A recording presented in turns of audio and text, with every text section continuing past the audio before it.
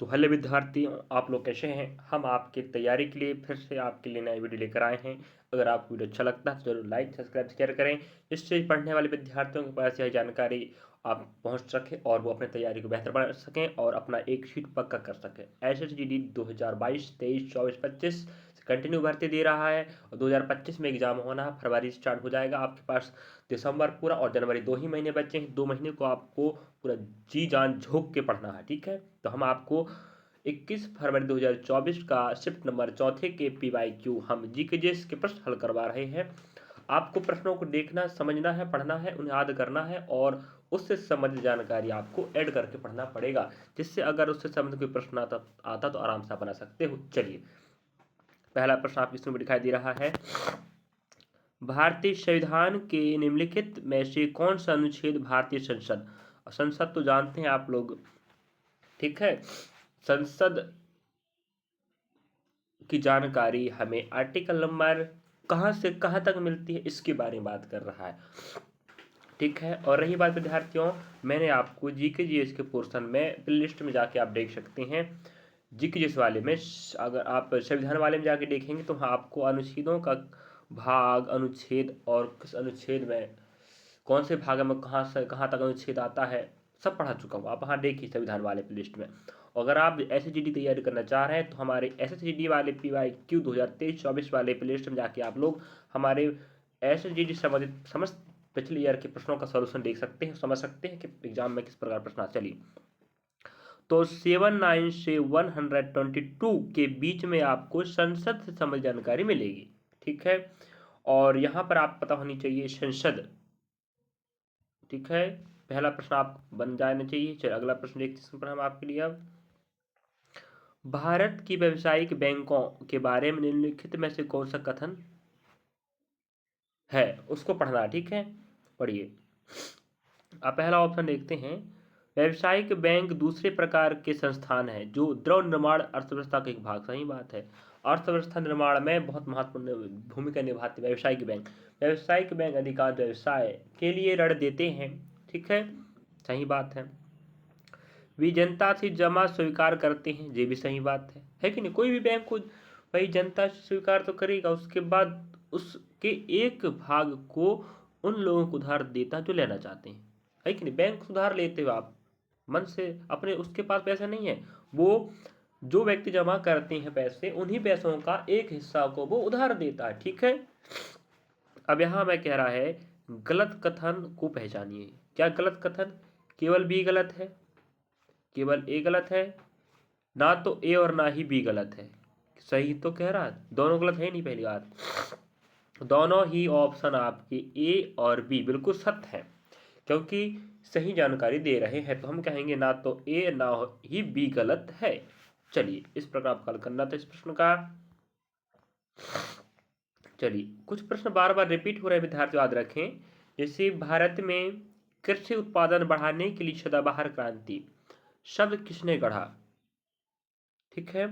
जिसे हम कहते हैं हरित क्रांति, ठीक है। सदाबहार क्रांति को हम हरित क्रांति भी कहते हैं। और भारत में हरित क्रांति का जन्मदाता हम किसे कह सकते हैं, पता है आपको क्या? MS स्वामीनाथन को कहते हैं, ठीक है। और MS स्वामीनाथन भारत में सदाबहार क्रांति के शब्द के उपयोग करता है, जिसे हम हरित क्रांति भी कहते हैं। इसकी शुरुआत 1965 और 66 के मध्य हुई थी। विश्व में नॉर्मन बोरलॉग को माना जाता है जन्मदाता, और भारत में MS स्वामीनाथन आते हैं। इससे संबंधित प्रश्न और भी पिछले वाले PYQ में आ चुका है, तो आप लोग दिमाग में बैठा रहिए कि एग्जाम में आएगा आएगा। और कृषि उत्पादन में अधिकतर बढ़ोतरी हुई थी खाद्यान्न फसल, और खाद्यान्न फसल की बात करें तो चावल और गेहूं, ठीक है। चलिए अगला प्रश्न। इंडियन प्रीमियर लीग, जिसे हम IPL कहते हैं, क्रिकेट टूर्नामेंट है। IPL का संबंध किससे, तो क्या बोलेंगे, क्रिकेट से, जिसे हम फुल फॉर्म में बोलते हैं इंडियन प्रीमियर लीग, IPL। इसका जो स्थापना 2007 में हुआ था, ठीक है। नीरव मोदी जानते हैं आप लोग, जो भगोड़ा है जिन्हें कहते हैं, नीरव मोदी जी ने इन्हें स्थापना किया था।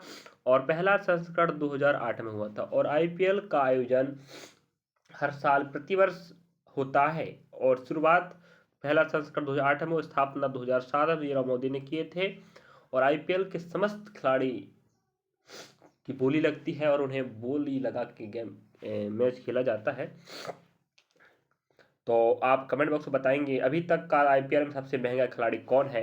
अभी आपको पता है कि आईपीएल में टीमों ने अपने अपने खिलाड़ियों की बोली लगाकर अपने पक्ष में खरीद लिए हैं। चलिए ठीक है, अगला प्रश्न है द्रव, थोड़ा सा मुझे सर्दी जुकाम हो गया, इसका अर्थ थोड़ा सा आवाज़ में गड़बड़ी आती होगी, तब की थोड़ा प्रयास कीजिए समझने का। द्रव के विसरण की दर के संबंध में निम्नलिखित में कौन सा कथन सही है। अब द्रव, द्रव मतलब होता है द्रव, ठीक है। द्रव के विसरण की दर ठोसों की अपेक्षा अधिक होती, सही बात है।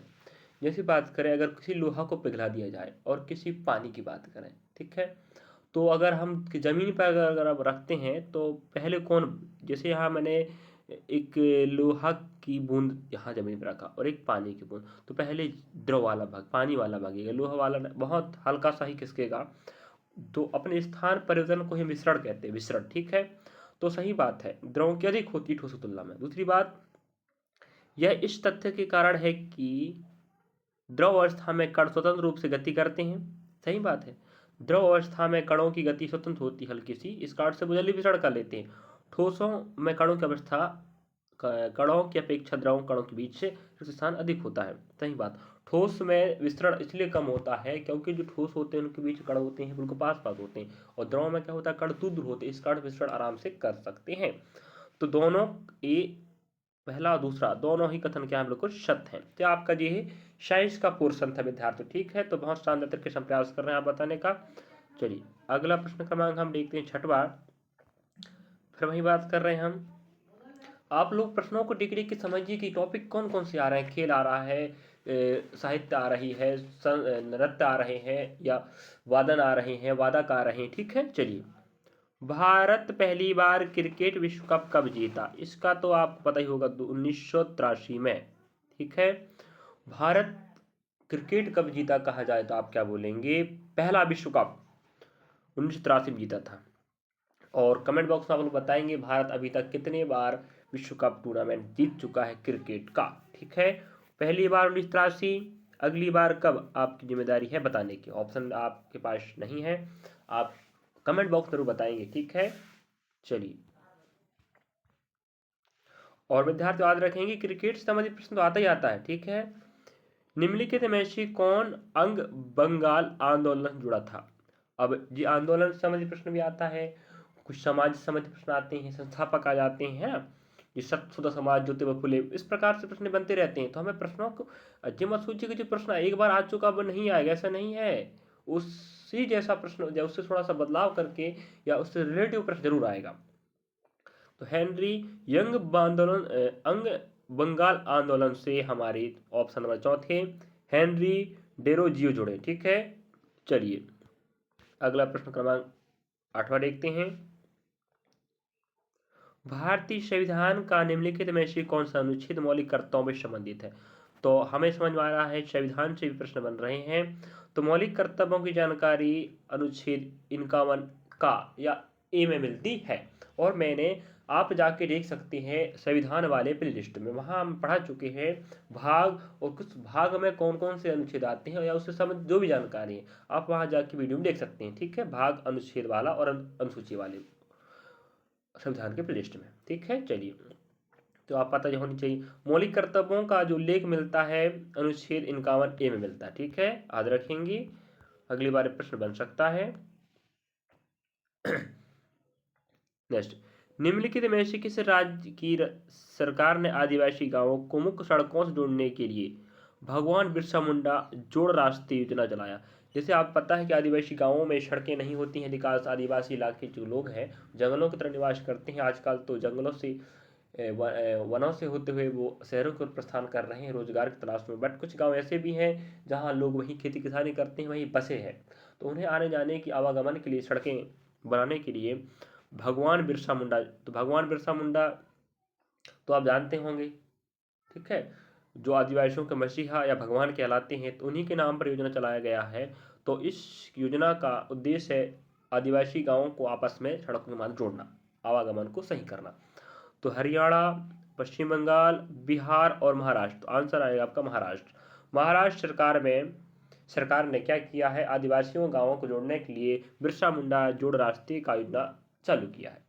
हरियाणा राजधानी अब चंडीगढ़ है, पश्चिम बंगाल कोलकाता, बिहार की पटना है, महाराष्ट्र की मुंबई है। चलिए अगला प्रश्न क्रमांक 10वां है, मैग स्नीच को तो कौन नहीं जानता है कि नहीं। मैग स्नीच ने पाटलिपुत्र के बारे में क्या लिखा है, यह एक बड़ा और सुंदर शहर है। अगर आप पूछा जाए कि पाटलिपुत्र के बारे में किसने लिखा तो क्या बोलेंगे आप, मैग स्नीच। अब मैग स्नीच ने क्या लिखा है पाटलिपुत्र के बारे में, जिसे हम पटना कहते हैं, एक बड़ा और सुंदर शहर जो एक विशाल दीवार से घिरा है। इसमें 570 मीनारें और कितने द्वार थे, वो है 64 द्वार, याद रखेंगे। मैग स्नीच कहते हैं कि पाटलिपुत्र में एक सुंदर शहर है और बड़ा शहर है जो विशाल का दीवार से घिरा है, जिसमें 570 मीनारें हैं और 64 द्वारें हैं। ठीक, याद रखेंगे इसको भी। अगला,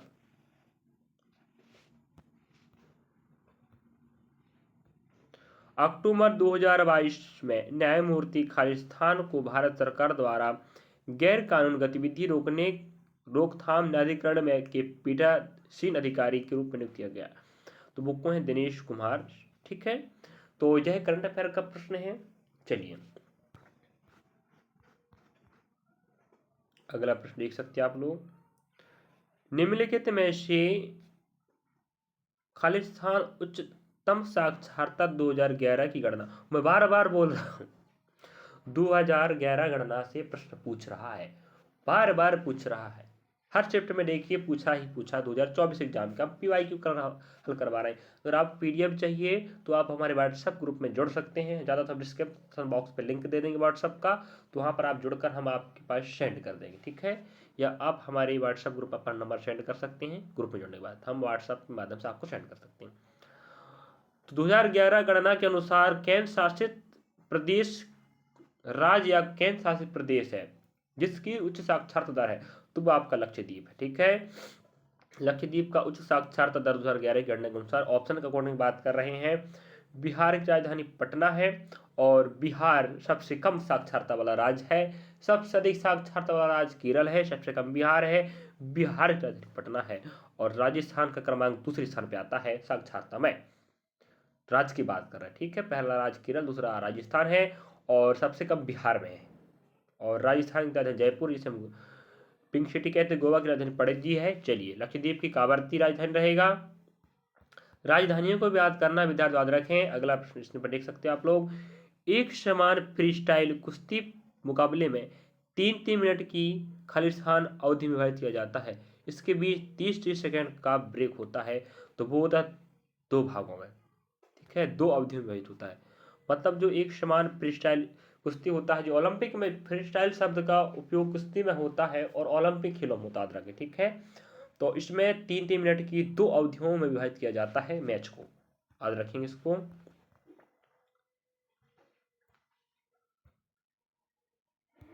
चलिए अगला प्रश्न आपके समक्ष है, खालिस्तान की एक ऐसी अवस्था स्थिति है जिसमें किसी व्यक्ति या समुदाय के पास न्यूनतम जीवन स्तर के लिए वित्तीय संसाधनों और आवश्यक वस्तुओं का अभाव होता है, उसे हम निर्धनता कहते हैं। एक निर्धन व्यक्ति होता है जिसके पास खाने पीने रहने से और जीवन स्तर, रोजगार, शिक्षा, स्वास्थ्य सब की क्या होता, अभाव होता है, तो वो कौन आएगा, निर्धनता। बेरोजगार में सिर्फ बेरोजगारी की बात आती है, जिसके पास खाने पीने की सब व्यवस्थाएं हैं लेकिन रोजगारी नहीं है, रोजगार नहीं, इसे बेरोजगार कहते हैं। लेकिन जिसके पास कुछ भी नहीं है, ना खाने का, पीने का, रहने का, सोने का, उसे हम क्या बोलते हैं, निर्धनता कहते हैं। ठीक है, चलिए अगला प्रश्न के देख सकते हैं आप लोग, प्रश्न क्रमांक हम 14 कर चुके हैं, 15 देखिएगा। निम्नलिखित में से कौन संगीत वादन कंजीरा के वादन के लिए प्रसिद्ध है। अब याद रखेंगे, हमें वादन या वादन संबंधित वादक भी प्रश्न पूछ रहा है। पिछले वाले PYQ हल करवा रहा था जीके जैसा भी बताया था मैं, हम आप प्लेलिस्ट में जाके जीके जैसे वाले में देख सकते हैं, वादन वादन वादक, वहां जाके हम पढ़ा चुके हैं, वहां देखिए तो आप सही है कि नहीं। तो वो कौन है, ऑप्शन तीसरा, ठीक है। पुदुकोट्टई दक्षिणामूर्ति पिल्लई जो दक्षिण एरिया के रहने वाले हैं, जो क्या बजाते हैं, कंजीरा। कंजीरा एक प्रसिद्ध वाद्ययंत्र है जिसके वादक कौन है आपके, पुदुकोट्टई दक्षिणामूर्ति पिल्लई। चलिए, तो आपको याद रखें, आपको पढ़ना है, क्या पढ़ना है, वादन और वादक, नृत्य पढ़ना है, नृत्यांगनाएं पढ़ना है, ठीक है, खेल पढ़ना है, खेल संबंधित शब्दावली पढ़ना है, उससे एक पक्ष खिलाड़ी पढ़ना है, उसके कप ट्रॉफियाँ पढ़ना है। हम समझे तो कहीं PYQ में क्या समझ में आ रहा है, प्रश्न देख के नहीं भागना है, प्रश्न को समझना है। क्या इस प्रकार का प्रश्न आया है तो अगली बार उससे संबंधित प्रश्न आएगा, और आ रहा है बार बार PYQ, अगला शिफ्ट हम समझा दे रहा है कि नहीं, ठीक है।